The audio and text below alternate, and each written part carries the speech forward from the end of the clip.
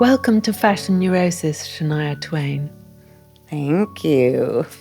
Can you tell me what you're wearing today and why you chose these particular clothes? Well, I'm wearing Dolce & Gabbana, and I'm feeling at home in my kind of lingerie-ish Dolce & Gabbana clothes to start.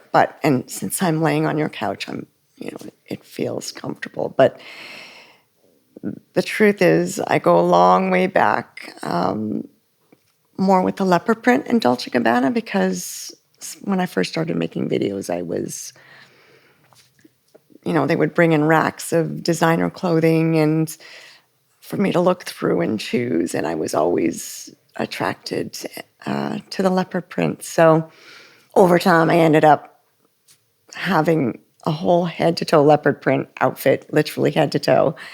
And indulged in the prints.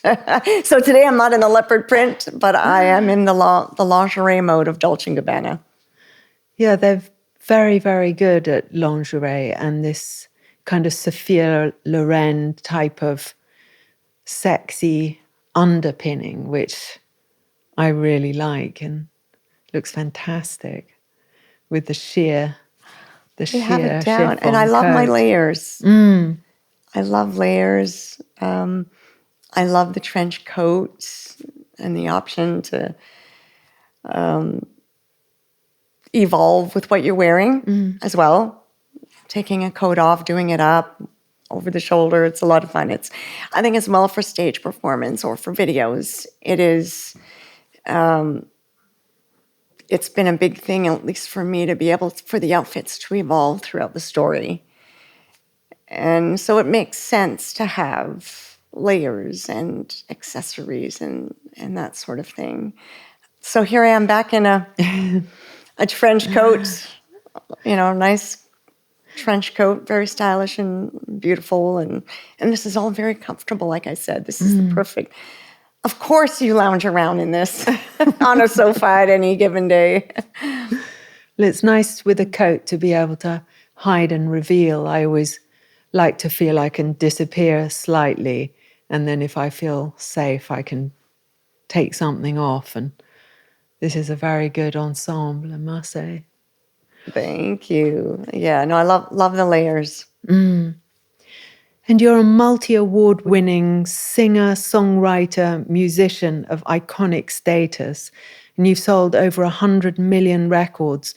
And you hold the record for being the only female artist in history to have 3 consecutive albums of diamond certification. And you've said, I'm always looking for self-improvement. And how do you differentiate between self-improvement and self-criticism? It's a good question. I see it more as not, I'm always looking for self-improvement in the sense that I will never know everything there is to know, and I will never reach my full satisfaction. I'm never 1,000% happy with what I do. I'm always striving for better, and because I know there's better. So, but the success part of it, the award part of it, the accolade element of it is not really something that I feel I have any control over anyway, so that's not anything that I strive to gain. But perfection in my own work, yes, I will always strive for that. And there's just so much to know. There's so many ways to do one thing. And am I finding that one thing when I decide that a work is done? Have I really hit the mark? Is there more to explore? I think it's maybe an artist's suffering a little bit to have to decide when something is complete. Yeah. And that is partially because, for me personally, I'm not self-doubting, but I know there's other ways. I know this could just never end if I let it never end. I would just carry on changing and doing various versions of things.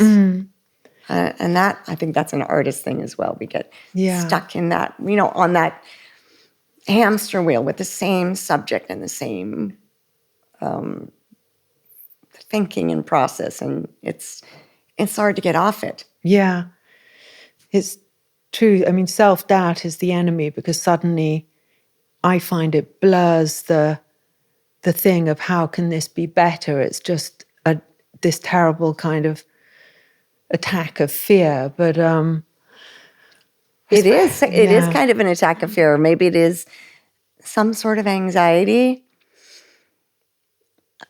I don't know. I don't have the answer, but it is definitely a separate thing from doing better as far as gaining status or accolades, counting up the accolades. It's more of a personal thing, just knowing that once you present a work, it's sort of closing the book on it. You're ending a story. Yeah, yeah.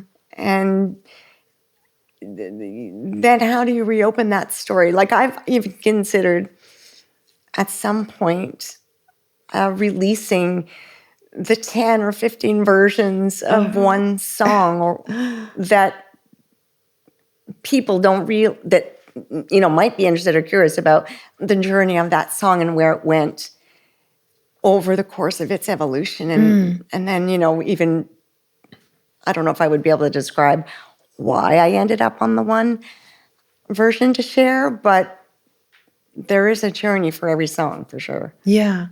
And I suppose the version that you choose is the ending of the self, is like your conviction in the outcome. And that's what's very winning to your audience, that this is what you've chosen to believe in. Because at the beginning of your Netflix documentary, you start by saying you have to be fearless about being the leader of your own destiny, aware but fearless.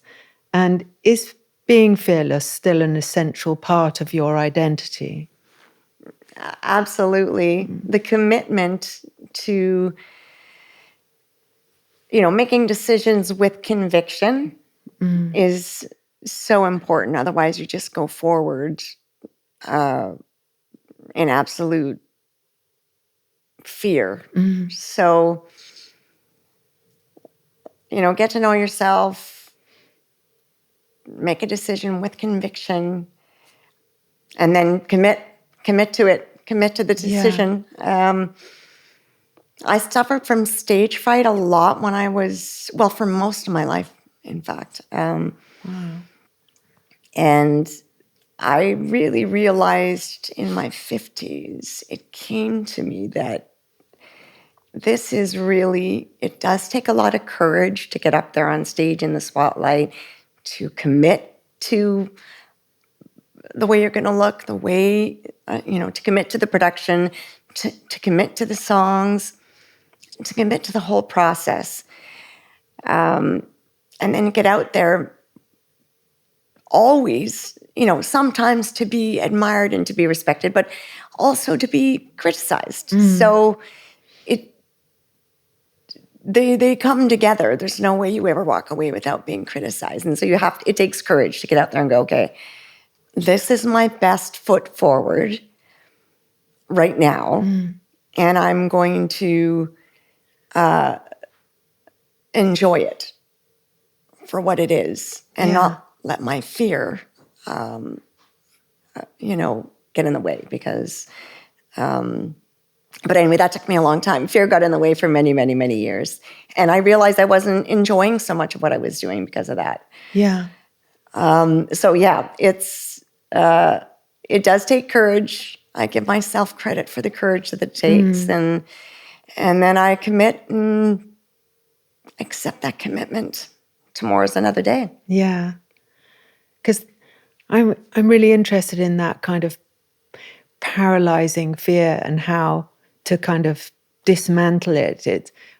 They talk about fight, flight, and freeze doesn't get such a mention, but freeze is my kind of area. That's my danger zone, because I don't know if this happens to you, but I go into a kind of slow motion. I feel all my heart go into slow motion, and I find that really scary. I think I'm more afraid of fear than of frightening situations. I Interesting. don't know if you...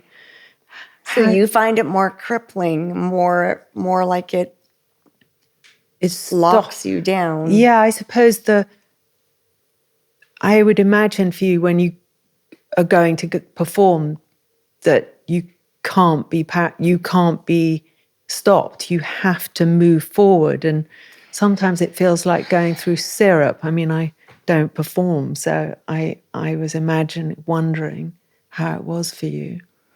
The live performance element of it, when we're talking about, stage fright, because that obviously refers to the live stage, but it's the clock is ticking down. Everybody's waiting. There's so much anticipation. And there's no going back. It's like every time I go on stage, it's like giving birth. It's not going back in. Yes. It's all going forward. So you have to just accept it. Yeah. And there's no locking down. You have to go out there, whether you pee yourself or not, whatever happens is going to happen. That in itself is terrifying because there's so many unknowns. So you just have to jump off that cliff and then you're sink or swim. Yeah. Right? And it's really that unpredictable. Yeah. But like I said, fairly recently, I've really realized that I don't know. I'm just not. It's. I don't see it as a fear. It's more of a challenge that I have learned to manage, and seeing it that way, it's more in my control. Yeah. Yeah. So the clock isn't. The clock is still ticking down, but I just don't. I mean, I have my own pre-show prep that is very necessary to me. And that is to be really quiet and not distracted and to be able to focus on what I'm about to do. It's really about preparing. Yeah. So if I'm prepared, then I don't feel like I'm being thrown out to the sharks. Yeah. Yeah. I suppose it gives you that freedom to go wherever you need to, really, if you're prepared. Absolutely. Preparation is everything. And I need it. I know that I need it. So I mentally prepare, and everyone's got their pre-show thing, and I get it. But it isn't smart for me to just jump in. It doesn't work for me. Yeah. So yeah, it takes a bit of preparation. If you're going to have a baby, a Lamaze is a good idea. You want to be ready. Yeah. If you can help it. Too right, God. Because you've spoken about having very little money growing up and your mother waking you up at night and driving you to sing and play guitar in bars when you were 8 partly to raise money for family bills. But how did you deal with how difficult that was at such a young age, but also the pressure of how much your mother believed in your talent? That was a triple-edged sword being a child with the love of music. I was obsessed with music, and it's all I wanted to do. I just wanted to write songs and create melodies and wordplay and just mold music. But I didn't want to do it in front of anybody else. It was my thing. It was my private, personal thing. And I didn't think that it was necessary to share it. But my mother was obsessed with my talent. I didn't see it as a talent. When you're 4 or 5, 6, you don't know what talent is. But for me, it was just my favorite play. But for her, it was a talent, and she wanted to nurture the talent. And as the adult, realized that that would mean getting me exposure, getting me out in the public, and sharing this music and learning how to be a performer. So, and then there was the money part of it, where to go to these stages, these bars as a child to perform took gas out of the car that my dad would need to get to work in the morning. So there was a constant battle between them. They fought a lot about it, and it was that added a lot of stress to my own life. And then maybe they paid me $25 or $50, or they would send the hat around and collect a bit of money for me, and that would go into the car or into some grocery money. So it was not as if singing in the bar was my candy money, or I was going to be able to buy something for myself with it, or, there was no real joy in it, singing in the bars. And it was smoky, and it was full of mostly intoxicated men, and I had school the next morning. So I didn't love my early life as a performer, and it took me a while to appreciate that element of what I do, which is performance. And where did your mother's love of, your voice and the music? Because it seems almost like, was it ever a feeling of an unfulfilled thing that she wanted, or because she was so devoted to this thing, this sort of amazing talent of yours? And did it come from anywhere in her history? My mother herself was not musical. She didn't, she couldn't carry a tune, and she was a chain smoker, and I don't think she would ever have, if she didn't have a musical child, I don't think that would have been a path that she would have had an obsession with. But she recognized that I had musical talent, like singing my ear, the harmonies. I was quite advanced for my age, very young. And I think she saw it as a way out for me, for us. She saw that, if my child can make it, and she really believed that I would, she was very convinced, then that would be the end of this cycle of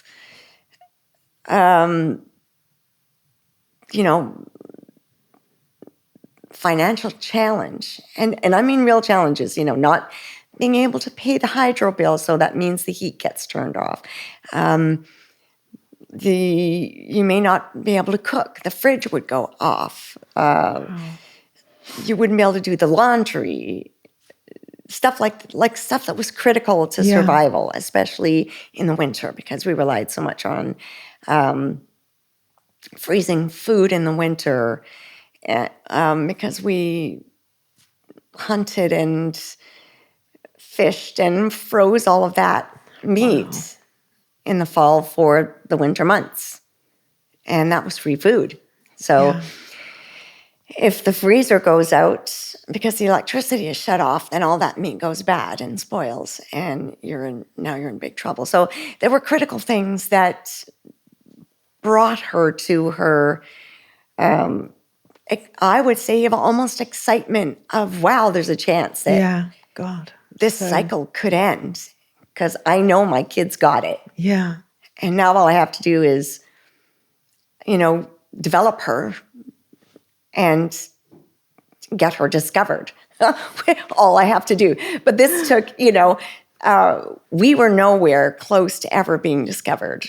We were living in the sticks in northern Ontario, Canada. And Nashville was, days of driving. And away, and there was no chance I was ever getting discovered in where I was in Timmins as a child. But my mother's dream was that I would become the next Tanya Tucker, who was a child star in Canada, all over the world. Well, maybe not so much in Europe, but certainly as to my little Canadian self, she was a giant star everywhere.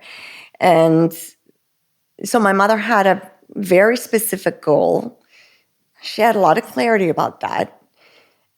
She knew that I had to get out publicly singing. And where do you take a kid public singing when you're in a town of 40,000 people? And there are no stages where you get discovered by anybody that's going to give you a record deal. So it's the bars. And that's where I went. God, it's incredible, actually, to imagine the intention of all the adversity that she kind of went through to put you on that bar when you were 8. I mean, it's really... I feel it was also it was something that saved her as well.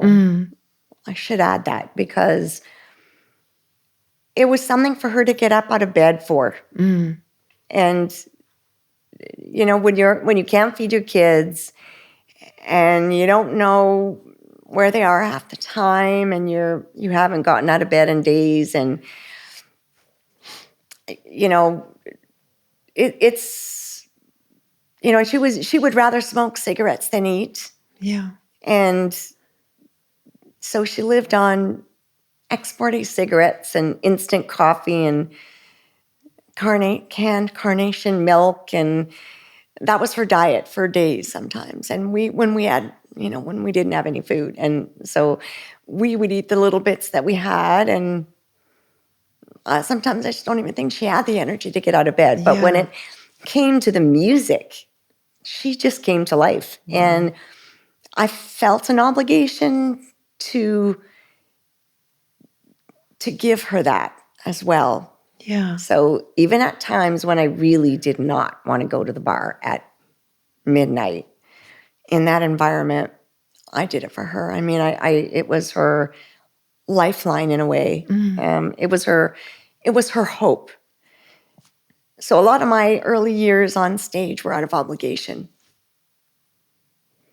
Because your father, Jerry, who was actually your stepfather, and adopted you and your 2 siblings, he was very violent and abusive, and also sexually abused you. And you say he was also a kind and caring man, which sounds incredibly confusing. And how did those 2 aspects of him show up in his behavior? It is very confusing. But when you're a child and you're, you know, from the beginning, that as far as you can remember, and you've got a dad that is really trying hard to like feed you, and, you know, would do everything he could to provide for the family, and he would take us hunting, and he would, you know, he was genuine about all of that. And he had, you know, he was 22 when he became a father to us. Wow. And we ended up five of us. This was, I mean, even as a kid, I'm thinking this is a huge burden. And I was even thinking, I don't know how my parents are ever going to do this. We're never going to make it through. You know, how are we going to eat? How are we going to stay together? How is social services not going to come and like pull us all apart? So I really appreciated and respected him for really doing his best to keep it together, to keep us all together. So the confusing part came in, of course, with the violence and the violations and all of those things. It was weird. And you kind of go into this denial that it's 2 different people. And, you know, the dad that loves us and is doing everything he can to save us and feed us is, he means all of that. He really means all of that, and he's sincere. And of course you believe that, and I still believe that. I think people that have their own mental challenges are not all bad. And it does sound a bit odd, but to me, this was a good person who had his own mental challenges. Yeah. That's the way I look at it. And I'm not excusing it. I think it's wrong to look at it that way. I'm not finding excuses for the abusive person. I do think the abusive person is guilty of abusing, but this was a loving man that cared about us and wanted us to thrive in life and did his best, and but had his own mental issues. That's the way I saw it. I felt, even as a child, I felt empathy, and I recognized that something wasn't right, and that he was struggling with that. Yeah, that's remarkable. I mean, because watching videos of you singing when you're 11 and your voice is so full of emotional experience. And later you said, I'm always looking for the light. And who did you learn that from? I think this is an innate thing that I feel very lucky to have. Yeah. Because I force myself to see the positive. I wouldn't have survived otherwise, or I would have been really, I would never, I don't think, be where I am today. I would have maybe likely gone off on the wrong path myself, or not found my way. I was very adamant about looking for solutions, believing that there was always a way, that you just have to keep looking for it, and not to ever buckle to your grief. And, because when you're a kid and you're, so much of, I think, what I went through was just grief, sadness, and worry, concern.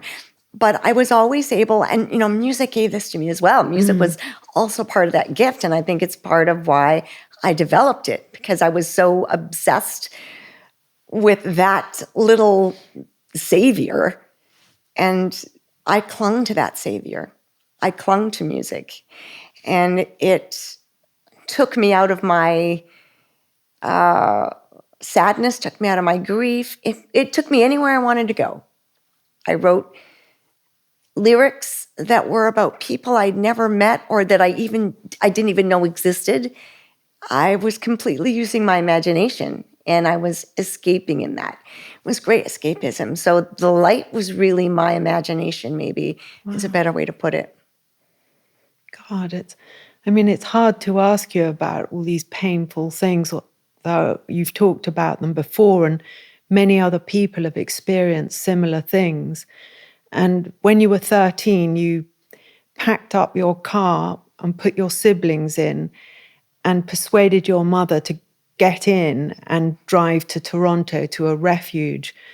And when she agreed, did it hit you that actually it was as bad as you saw it and as you knew it to be, that she'd actually agree to an escape plan hatched by her teenage daughter?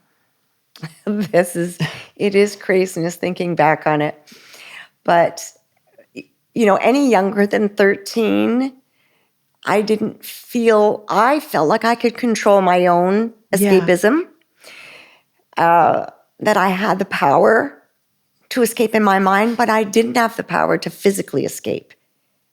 That would mean running away. And if I ran away as a juvenile, then I would be put in a home or foster care, and then the house would have been investigated. We would have been separated. I don't know what would have happened. But I was living at the same time with the fear that Are my parents going to beat each other to death during the night? Is one of them going to wake up dead? Are we, it was grave. There were a lot of grave moments, really dark ones. And so at the age of 13, I felt this was a pivotal point in my mother's sort of respect for my maturity. And she depended on me in that moment, and I took that opportunity of her dependence. Yeah. And her weakness. She wasn't getting out of bed for days. And I planned it out. It was premeditated. I knew my dad was going to be out of town till a certain time, and didn't bother bringing her cigarettes or coffee till everyone was already in the car. The kids, my mother's grandfather clock, because it's the only thing she really would have not been able to part with from her mother. It's quite vivid still to me now, because the grandfather clock, it was my grandmother's clock. It was as big as one of the kids. So it had to lay across our laps on this 13-hour drive to Toronto. But we could not leave without it. I knew that my mother she would have been so angry with me if we had left without that clock. Her mother was just everything to her. And also the crucifix, my grandmother's crucifix, that always hung up above the door. My grandmother was Irish, so these two things would have come from Ireland in a long, long journey to Canada. So my mother, they were in her care, and she wanted, she would have wanted them with us. Yeah. But to me, I'm thinking, okay, I'll do it for her, but this is our great escape right now. So whatever it takes to get her to drive this car, because I'm 13 and I don't have a driver's license. So we make this escape at the point where I really thought one of us is going to die in this house. And we get to Toronto. I don't even know what to do now, but I just knew that let's just get to the city where there's more support. And I went to a phone booth, looked anything up in the yellow pages that had to do with abuse,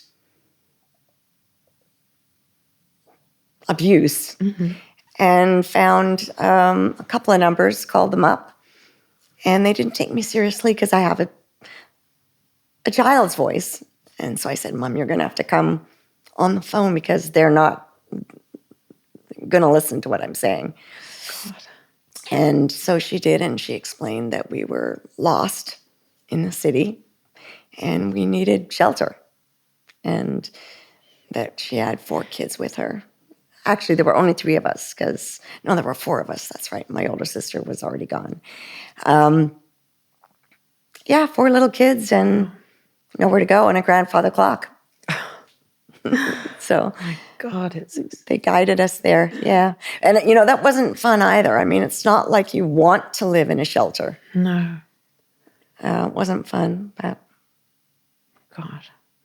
I mean, seems almost perverse to ask you about clothes, but they are part of what does make life bearable under such extreme circumstances. And I wondered, what was the first piece of clothing that you longed for as a child? New shoes. New shoes, because I always got hand-me-down shoes, which is fine. I mean, I had an older sister, some older cousins. It was an essential where we lived because of our seasons, and school required it. But of course, I could wear secondhand shoes. But in my mind, I'm dreaming of a new pair of shoes that I actually go in the store and try on, you know? And so that was just one of those little things. And especially in winter, because boots are critical to prevent frostbite where I'm from. You can't wait for the bus where I'm from in 40 below Celsius without the right boots. Yeah. So that was, and whenever you use secondhand boots, they're never warm because all the padding and the insulation is older. So you never get the warmer boots when you get secondhand boots. Gosh. Because then when you were 22, your parents were killed in a car crash and you moved back to look after your siblings and to make sure they weren't separated by social services and stuff. And you said, I wasn't ready for all the things that happened to me. My innocence died early. And how easy do you find it to get close to someone? I find it easy to get close to people. I don't... I love people, and I don't need to be around a lot of people. I do love, and I'm very good at one-on-one connections. But it's more life that I don't trust. I never know what's around the corner. None of us do. But I think the worst sometimes. So I'm thinking, okay, I'm always in a little bit of a survival mode, I guess is my point. Yeah. So not with my relationships, but more with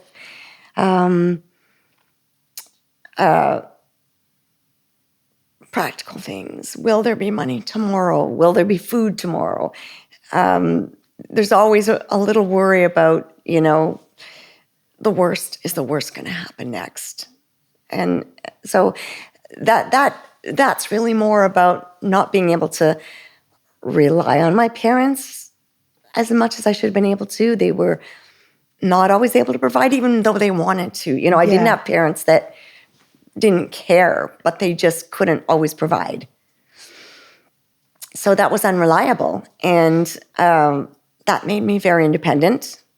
I knew that I had to get to work super early in my life and bring money in and work for the family, which was maybe normal in my grandparents' day, more so in those times, but not in my time as a kid. Everybody else in my class was not worried about where their lunch was coming from. And or if they had the right boots for winter. I didn't have any other friends that had those anxieties, actually. Because you're an amazing performer, and yet there's also a shyness to you. And when you're interviewed, sometimes the things I've been watching, it's almost like you throw out an alter ego first, like a lasso, and then you follow on afterwards. And I wondered, how much of an introvert do you think you are? I'm very introverted, naturally. That was very good of you to spot that.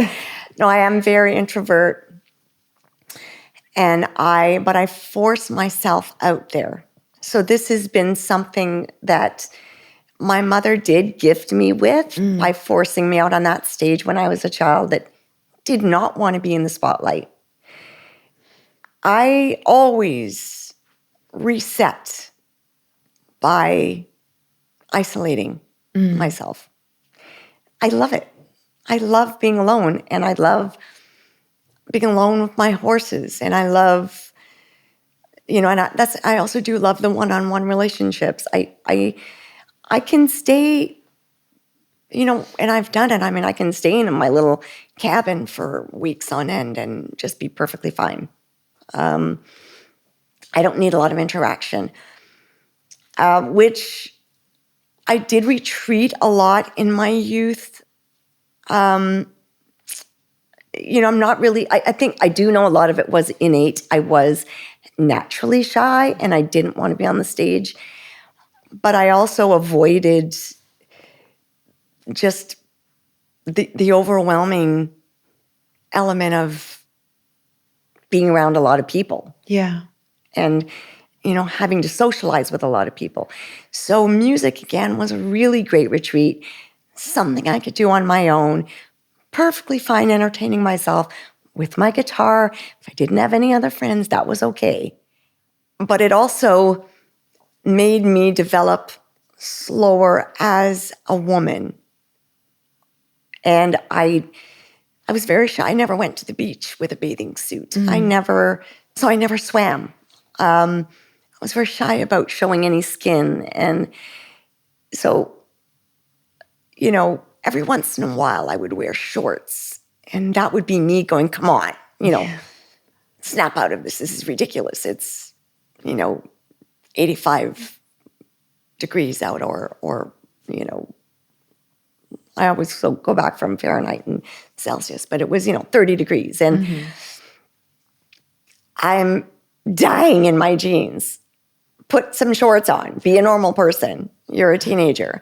But it was difficult for me. And only when I made my first video did I realize that, wow, there is another way to slip into my own skin as a female who has curves, who is so tired of wearing 2 bras so that I don't bounce when I walk. I'm going to just take this freedom and run with it. It was this great escape making this first video, and I didn't wear a bra, and I did all the opposite things to what I would normally do as a person in my life. It was as if nobody was going to see me behind the camera. Yeah. And I could just actually be a normal, voluptuous girl. And I did. And it was super fun. And that was when I just realized that clothing could be so complimentary. Because, through high school, I wore mostly guys' clothes and baseball sweatsuits and stuff like that. And I wore 2 bras to flatten myself out and to not bounce, because I loved sports.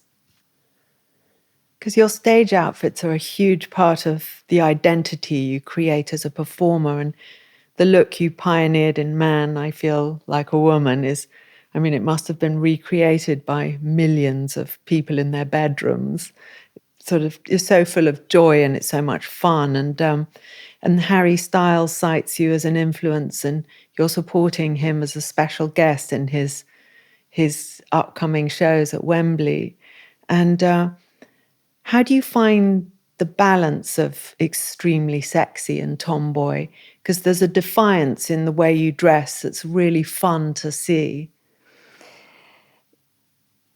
Man, I Feel Like a Woman, the song itself was written as a statement, very deliberate statement, because by this time now, I'm already well into several videos. I'm exploring fashion. I'm really paying attention to silhouettes, the lighting, the fabrics, the textures of the fabrics, how they move, how they flow, are they transparent, what colors they are. I'm entering a whole new world of joy of being a woman. And that so many men, they could, but would take a lot more courage to do as a man. And I'm so glad that Harry Styles does it. But women just have more opportunity to have fun with clothing and self-express through their clothing. And I took advantage of that fully. And I'm saying, man, I feel like a woman. And damn, I'm going to, dress like the woman I feel I am. Yeah. And so that is a woman that is embracing her curves. And I do remember in an earlier video, I was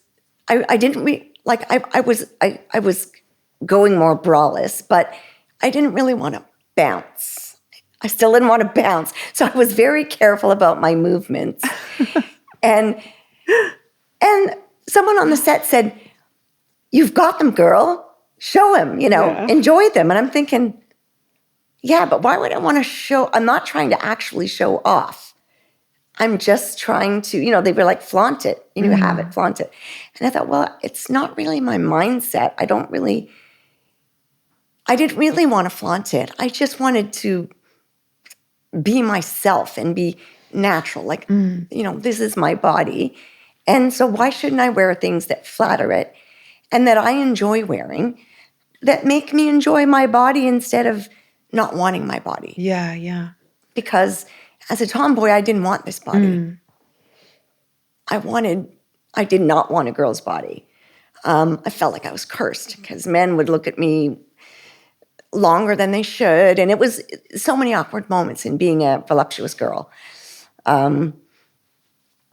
So I resisted it until I started making videos. And then, man, I feel like a woman now I'm like, this is way too much fun. Like, you can actually tailor things to your body shape. Like, this was blowing my mind because I didn't know anything about couture clothing, anything about custom tailoring as a young woman. So it was all very new to me, and I was exploring it and indulging in it and really, really appreciating it and what it could do for a person and their self-expression. Yeah.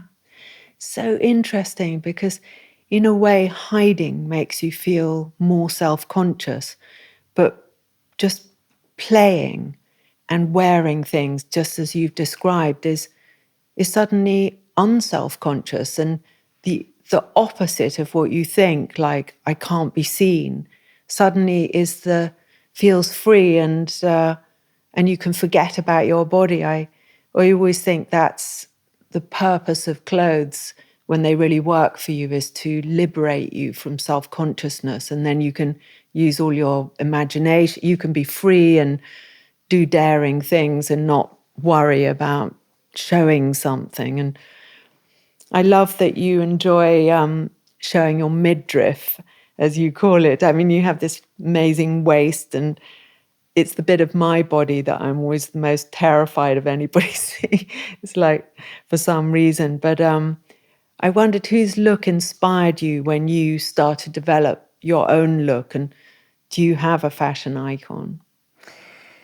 First, I want to say that the clothing that I was discovering through the fashion was liberating me in the sense that I wasn't trying to hide my body anymore, but I wasn't trying to show it off either. I had intentions of creating the way I wanted to look.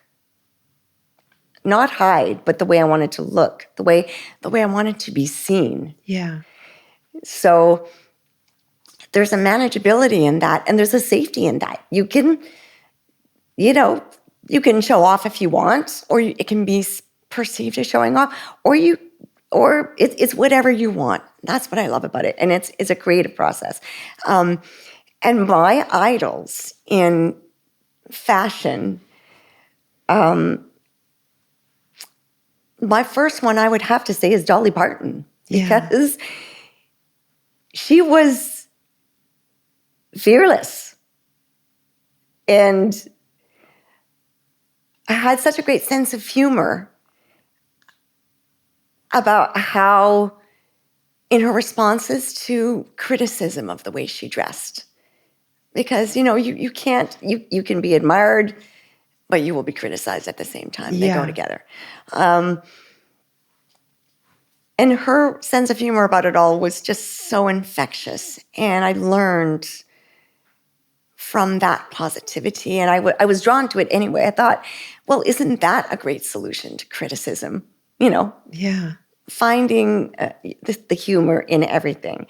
And so I admired the way she flattered her body, and I admired the way she was fearless about it. Yeah. She was definitely, bosom forward.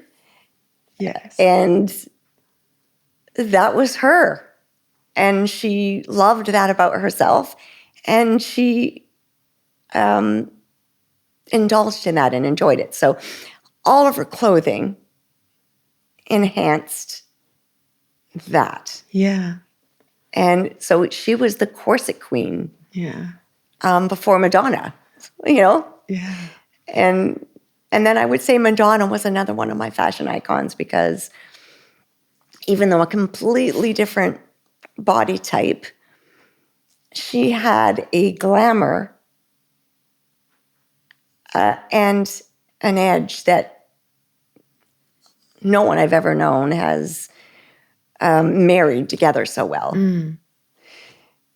So I really thought that she was brilliant with fashion, with understanding her body and what she enjoyed accentuating. Because she was a dancer, so she was also thinking, what can I move in? Yeah. And what's practical, but still strong and in its statement. So,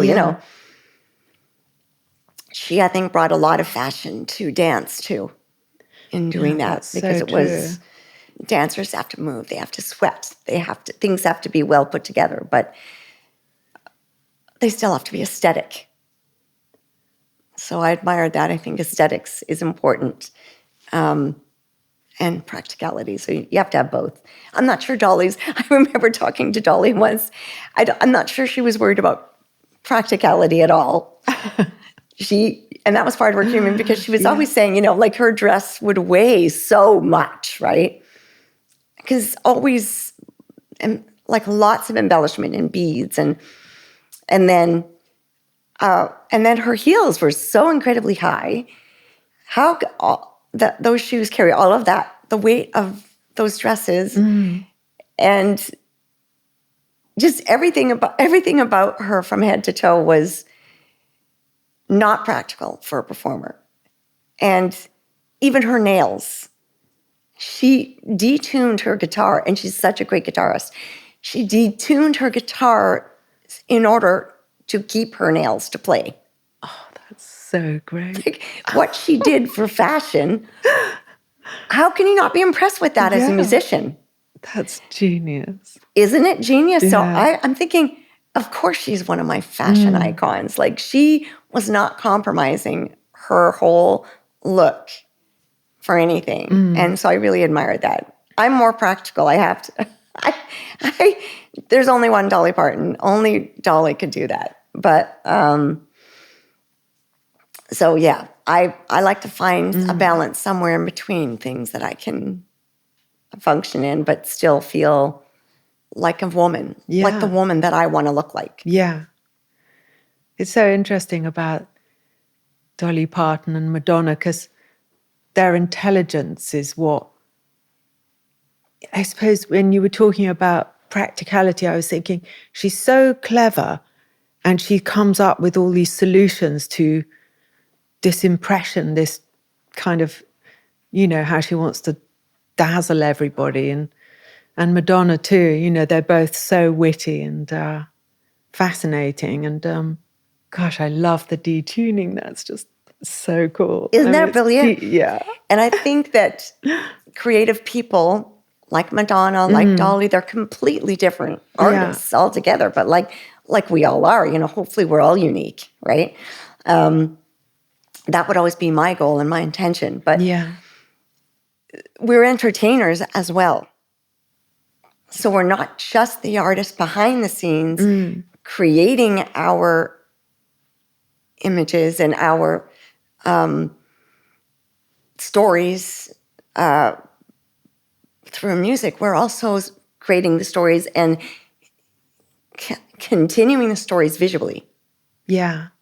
So it's a more complete artist doing that, who's seeing the whole vision from top to bottom. And that's both Madonna and Dolly Parton. And so I admire them both, and they're just so different. But I guess it's the same qualities in them both that I admire and that I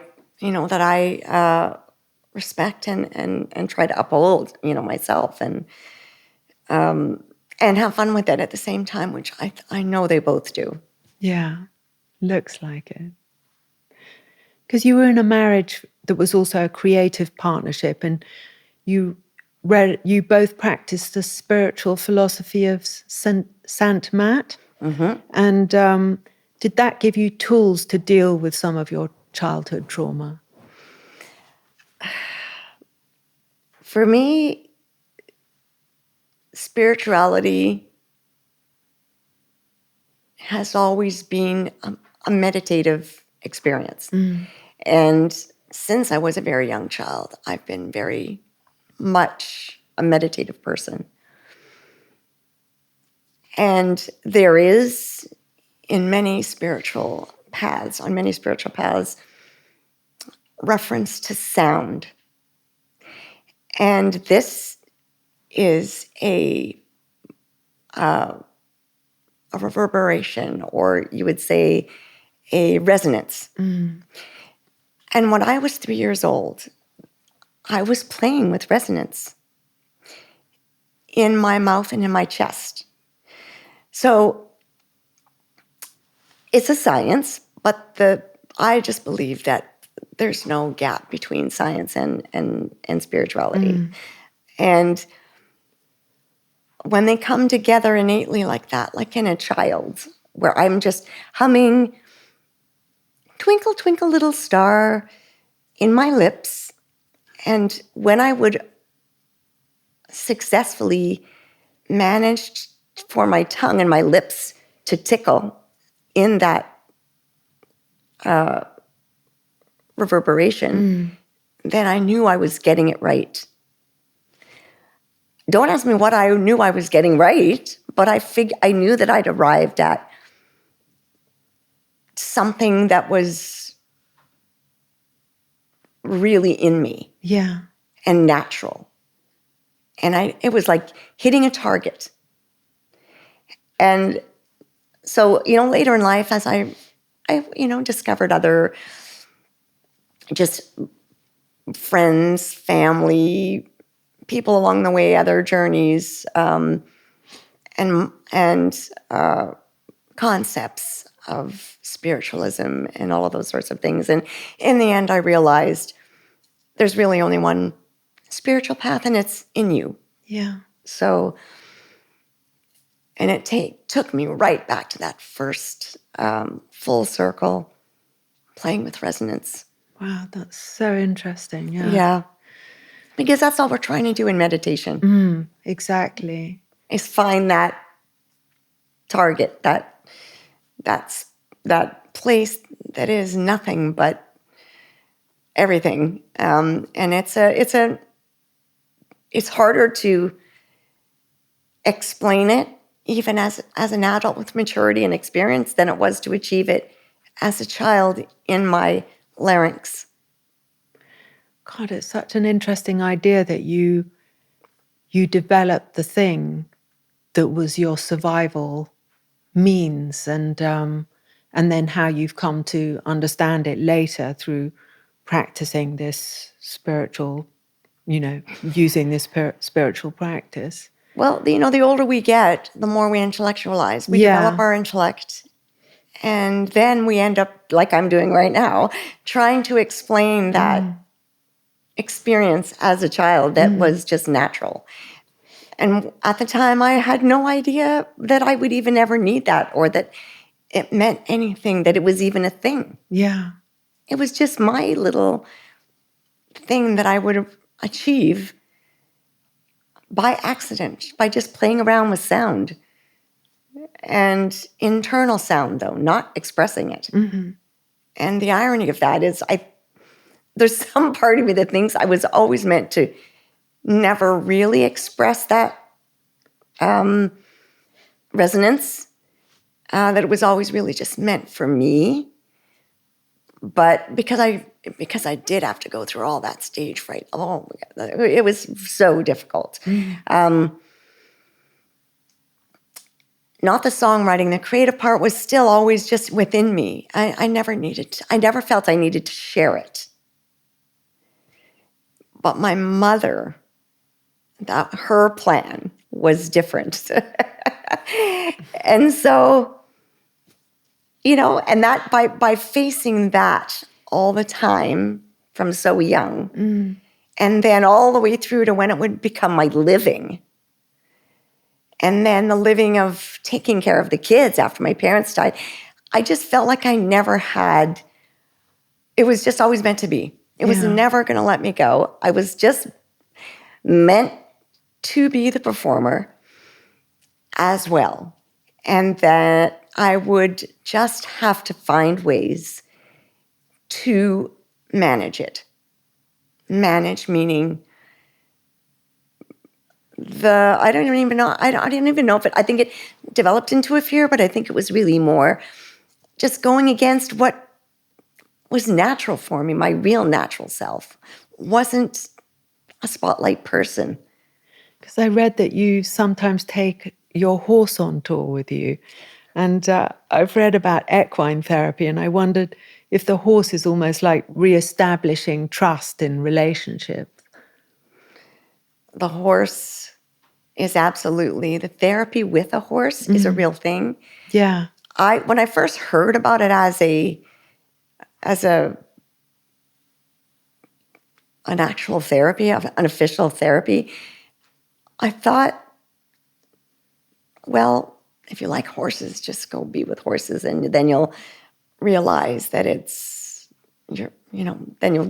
obviously you'll make a connection, because horses just do that for people. But if you don't know horses and you have no desire to be around a horse, or if you're even afraid of horses, but you do need some sort of emotional therapy or mental therapy, of course it works. It works maybe even better because it's foreign and you're being introduced to something that is a new way of looking at life and a new way of observing things. Yeah. And therapy does that for us. It says, maybe, you might want to look at it upside down. Or maybe you need to look at it sideways. You need another point of view. So for me, it just made sense that being with horses was therapeutic. It's a great idea. Right? But wow, this really can work for everyone. But from my own experience, the time with a horse, I can promise you my time with horses is so necessary. And I will go out in the middle of the night and I will sit with them in the field or in the stall and just be with them. And I'll fall asleep sometimes there. My husband will come looking for me at 3 a.m, and he'll know where to find me. I just can't tell you. I mean, they can step on you when you're sitting down in their stall. They can hurt you very easily. They can bite you. They can kick you. But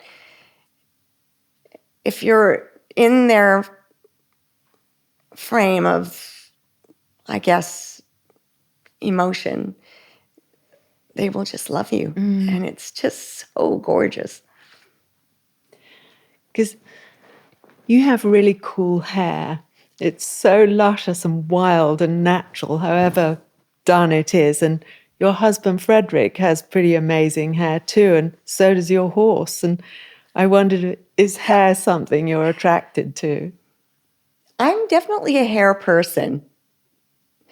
One of my favorite supermodels was Cindy Crawford because I just thought her hair was so spectacular. I mean, she was beautiful. Anyway, she is beautiful, but I just always felt that hair. I've always had a thing for hair, and I, from a very young age, I was always cutting my own hair.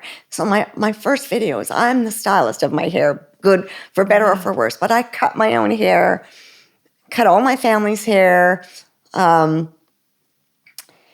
cousins, uncles, everyone's hair.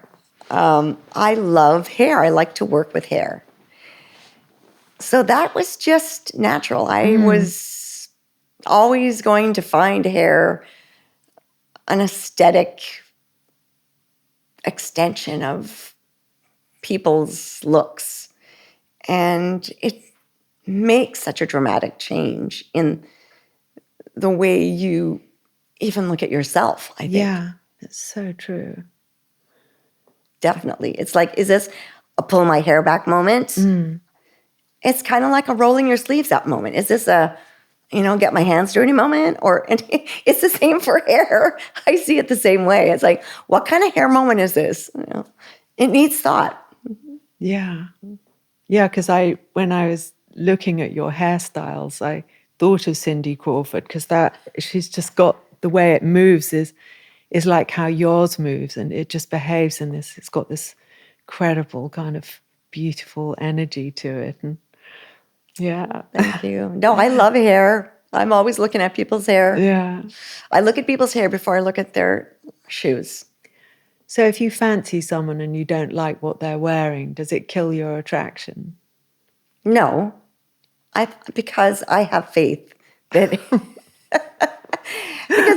but I have faith that maybe it's just not their best clothing day, or because I have those too. Sometimes I just want to be in my pajamas, and I ride my horses in my pajamas. I'm sure it doesn't look glorious, but I just go with it. Now, if I was meeting a man that I stumbled upon while I was in my pajamas riding my horse, I wouldn't want him to judge me for that, right? So that I guess I would give somebody the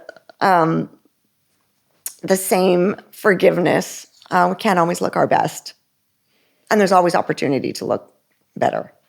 I bet you'd look adorable though, riding your horse in your pajamas. So it's very different from having those kind of switch off moments. But it sounds like, some people do, and then other people just don't. And this. Good point. Don't you ever wonder? Okay, I've had so many dreams about what Dolly Parton wears when she is not on. Really? That is the strangest thing to say. But what does Dolly Parton wear when she's not being Dolly Parton? I know she's always Dolly Parton, but she must wear frumpy pajamas too. But anyway, that's for Dolly. So you literally have dreams about what Dolly might be wearing? Yes. That's I want to know. I have such curiosity. Yes. To me, Dolly Parton is the most mysterious, brilliant person in entertainment. And there's so much depth to everything about her. And the way she's rolled with all of the punches, because she's been committed to that, is also part of her. Maybe not like brilliant is not maybe the right word for that part, because I think that's just her being an exceptional character. Yeah. Right? Have you ever listened to that podcast called My Dolly Parton? I think it's called Dolly Parton America. And if you haven't heard it, it's the most brilliant, fascinating, and sort of story and interviews with her, and you're right, I think she is brilliant, because her kind of forensic assessment of what's right or wrong for her, and her confidence, and her unbelievable humility that comes through. So she's like a god. I learned so much about how to practice values from listening to the things she said. It's amazing. She puts love first, And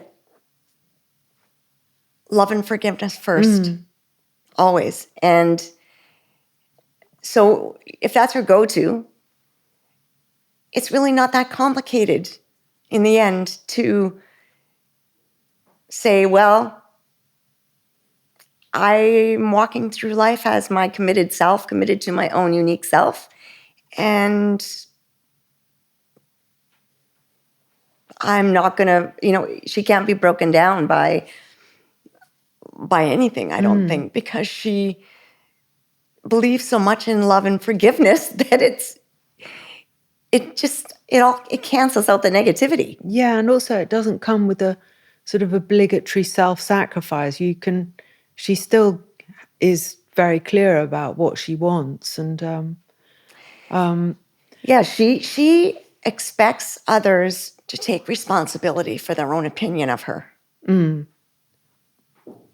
She doesn't take responsibility for their opinion of her. She expects them to take their own responsibility for it. To me, that's everything. That is, our kids need to learn that so much younger. They'd be so much happier with themselves. If they had the Dolly Parton wisdom. yes. Yeah. And your new album is called Little Miss Twain, and you revisit some of your early childhood experiences and some of the song. And there's the chorus of Little Miss Twain is, according to my mother, I'm the next Tanya Tucker, which you mentioned. I'm going to be a star. And you hail from the world of country music, but you seem so free-spirited with the charge of, you have all the charge of a rock star. And does that feel like fun? I've been through so many genres in my development as an artist way before I got my recording contract. So the Little Miss Twain album is really the gap from when I started as a very young child as a singer, as Little Miss Twain, which is how I was introduced on stage when I was a child, to when I got my recording contract. So there's a whole missing awareness in my story as an artist of how I became Shania Twain from Little Miss Twain. So Shania Twain became a recording artist at the time I was signed. But pre-signing, we're talking 27 and under. I was already in my late 20s. So all of that life had been lived already. Wow. Yeah. As Little Miss Twain. So the earliest part was country music. And then it went into folk, well, a more like contemporary country music. That would have been Glenn Campbell, even early Bee Gees, and, moving into then folk of the Joni Mitchell time, and then became more rock because the late 70s was now getting into more rock with, Supertramp and all of those big band sounds were a big part of my teens. And I was doing that stuff on stage. So by the time I got my recording contract, I was already a hybrid of the rooted early years of country music and then everything in between. So I feel like I think in my soul, I'm a country folk artist, the same way I see Dolly Parton, because she wrote all these great folk songs that were just great stories, honest storytelling. Like a song like I Will Always Love You, that was one of her really early just guitar vocal songs that became this giant pop hit by Whitney Houston. Yeah. So was it a pop song or was it a country song? I would say it was a folk song. It was a story. that came from the heart, and that translates all and transcends all genres. So I kind of think that I'm a folk songwriter at heart, and that makes a lot of sounds that bridge from country and western. That was my grandparents' country all the way to, rock and roll. Well, thank you so much, Shania Twain, for being on Fashion Neurosis. It's just been wonderful to listen and talk to you and see you there. And I love your new album. It's incredible. And thank you so much for being here. Thank you. That means a lot to me. Little Miss Twain is my mother's dream come true, only many years later. Yeah, it's really something. Thank you.